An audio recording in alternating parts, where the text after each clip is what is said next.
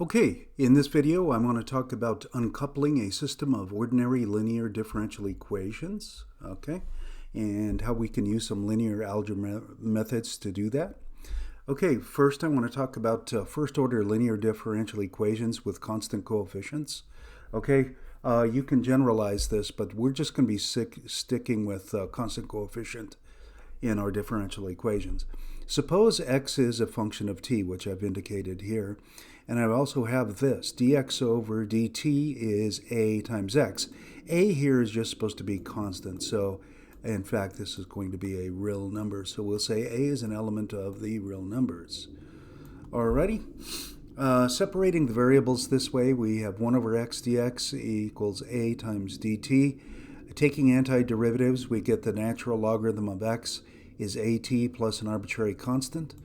Okay, and then getting rid of the natural logarithm and the absolute values, we have this general solution. X equals an arbitrary constant times e to the at. Okay, you can back substitute that into the differential equation, and you'll see very quickly that it does indeed work. Okay, so we're looking for all functions that would satisfy a particular differential equation or set of differential equations. There's been no initial conditions on this problem, so you would be unable to determine c, that arbitrary constant, until those were given. Okay? All right, now we're going to do something that's closely related here, but we're going to have what? A system of linear differential equations at constant coefficients. Now, we've actually looked at this situation before in terms of the matrix exponential, but I want to do something slightly different here. Okay, I'm going to be talking about a change of variables via uncoupling this system here. Okay, consider the following. Suppose x sub 1 and x sub 2 are both functions of t, okay? And we have the following pair of differential equations, ordinary differential equations with constant coefficients. By the way, they're ordinary because the derivatives are ordinary, they're not partial derivatives. Okay, but dx1 with respect to t is ax1 plus bx2, okay? The derivative of x2 with respect to t is cx1 plus dx2. A, b, c, d are real constants, okay? All right, so you can see this would definitely be a way of one type of generalization of this situation that we have up here, okay? But we've got two functions we're actually dealing with here, okay? But here, see how they're all intertwined here? The derivative of x1 with respect to t is a function of both what? x1 and x2, likewise the derivative of x2 with respect to t. So how are we going to deal with this situation?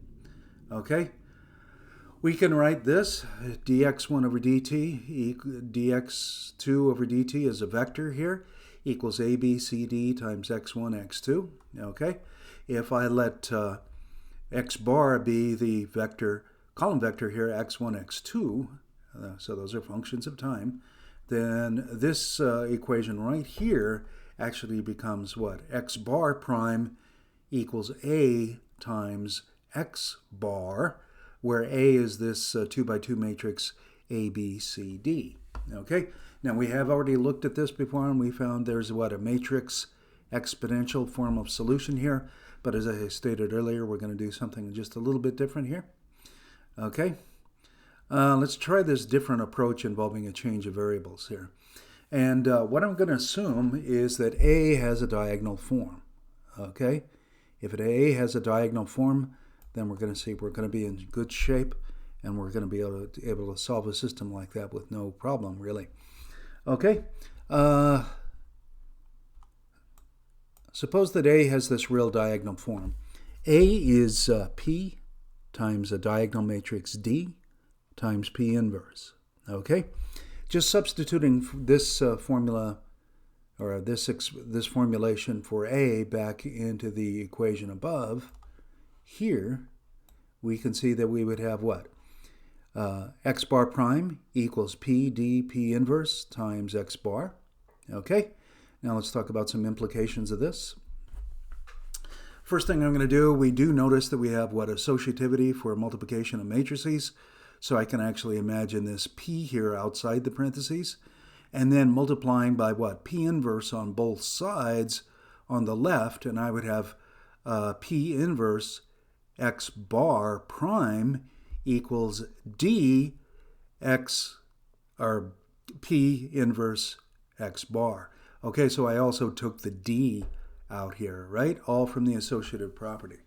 Now you can see here this is definitely begging for a substitution here, because I could also write this, since P inverse is just what, a matrix of constants here, I could actually bring the P inverse on the inside of the parentheses here, and I would be going P inverse times x bar and then priming the whole thing. That would be equivalent to what I have above right there. Okay, and then we're looking at the following. Suppose I just say y bar is P inverse x bar. Okay, so this is going to be two functions, y1, y2, functions of t.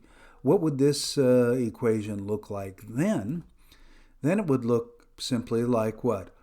Y bar prime equals D times y bar. Okay, now remember D is what? It is a diagonal matrix, real diagonal matrix, by the way. So let's say its main diagonal elements are A, alpha, and beta here, and I have zeros off the main diagonal, of course.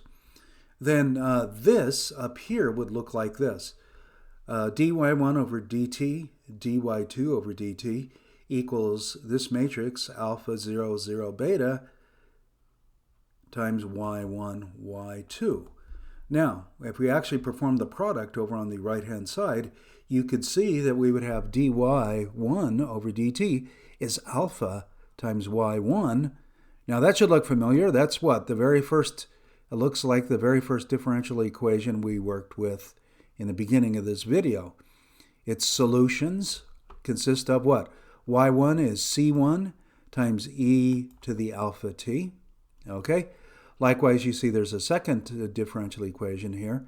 Okay, when we take the product here, dy2 over dt is beta times y2, and that would mean that y2 is some arbitrary constant c2 times e to the beta t.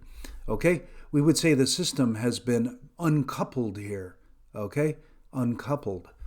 Because you notice I have what? In this new system here of differential equations, I've got in the first equation, it's all one variable, right? The y1, or all one function. Maybe that's a better way to put it, right? y1. There's no y2 involved in that one. Same thing down here. There's a y2 involved, but no y1. They've been decoupled or uncoupled. I just said uncoupled, whatever the official language would be. Now, this is a reminder here that, remember, this was our substitution. P inverse x bar is y bar. Okay, this is equivalent to saying x, that we're really looking for x, of course. X bar is P times y bar. Since we solve for y bar, excuse me, x bar is P times what? C1 e to the alpha t, C2 e to the beta t, and we have our solution. Okay? Alrighty. Now, let's go ahead and work on a concrete example to show you how it works here. Now, sometimes finding a matrix, 2 by 2 matrix or higher, that is real diagonalizable, it can be difficult, except in the case what? It's real and symmetric, right? Real and symmetric. Well, I don't want you to feel like those are the only possible cases where that happens.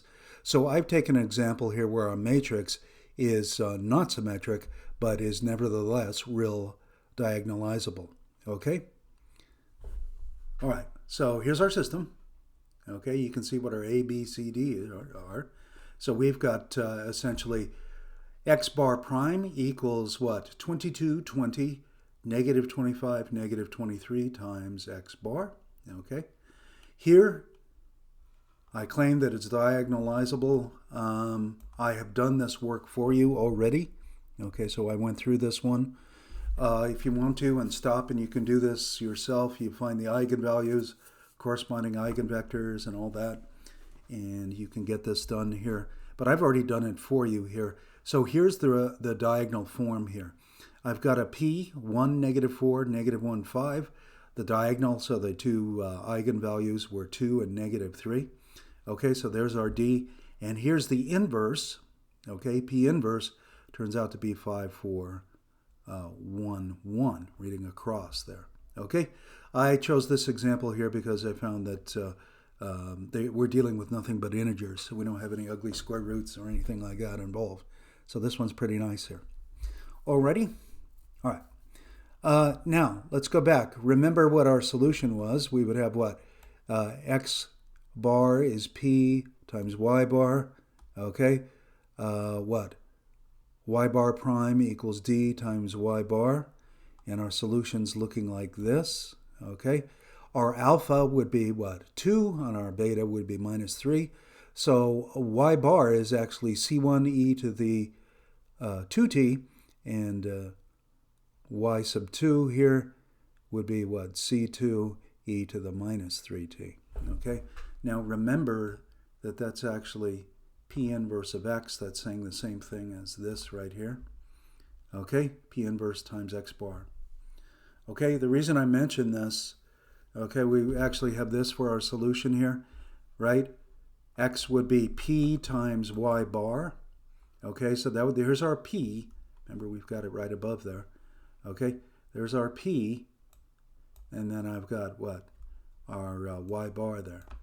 Okay, now just for the sake, now you could multiply those together, and you would have an expression for x sub 1 and x sub 2, right?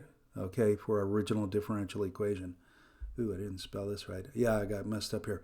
Let's incorporate, okay, initial conditions. I thought I would throw in an initial condition problem here with this problem here, so we could actually find the C1 and C2 also. So this would be our totally general solution without any initial conditions. Okay, you'd probably want to multiply that out. But with initial conditions here, we can actually figure out what C1 and C2 must be equal to. Okay, so I chose a couple initial conditions here. I said x1 at t equals 0 is 7, and x2 at 0 is -13. Okay, no particular reason, I just pulled them out of my hat here. Okay, we need to find C1 and C2. Okay, now the best way to find C1 and C2 is actually to come here and just go ahead and use this particular expression, okay, involving y.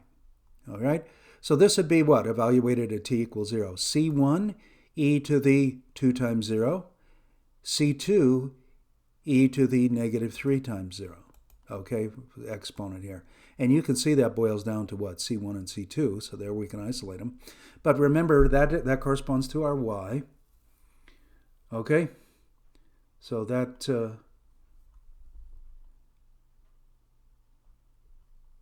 means that's P inverse at x naught, because t is 0, right? All right, well, we know what P inverse is. Okay, this is P inverse right there. Okay, it came from up here. Already found that. Okay, there's our P inverse. Times the initial conditions. Okay. X at 0, right? Or x bar at 0, which is what? x1 at 0, x2 at 0. So that's 7 and -13. Okay? Now just multiplying these together, we get C1 and C2. Okay? And I found, if I did my arithmetic correctly, actually I know I did because I tested the final answer, I get -17 and -6 for C1 and C2. Okay? Now what we'll do is go ahead and plug those back into our expression for y. Okay? All right? We're actually doing it here to get our y, and then remember x bar is P times Y bar, so substituting those in here, we get x bar is our P, okay, that's our original P, times the Y bar, but notice the Y bar is more specific now. We've got those constants in there, so there's what we need to do. X bar is the product of those two matrices, and you just work that out, and we get x1 is -17 e to the 2t plus 24 e to the -3t, and x2 is 17 e to the 2t minus 30 e to the -3t. Now, if you think I'm lying or something, you think that's not right, what you can do is actually go back to our very original differential equation here. Okay, let's go ahead and scroll up real fast. Let's go back here to this, okay, and you can actually, of course, what? Test your solution. Well, believe it or not, I didn't scribble it all out, but believe it or not, just to make sure I got it right, I actually did that, okay? And I assure you this is quite correct, okay? If you don't believe, you can do it yourself, and it works, okay? Well, I'll give you a question or two along those lines, and you ought to be able to do them. Yet another application of diagonalizable matrices, okay? All right, I hope you understood.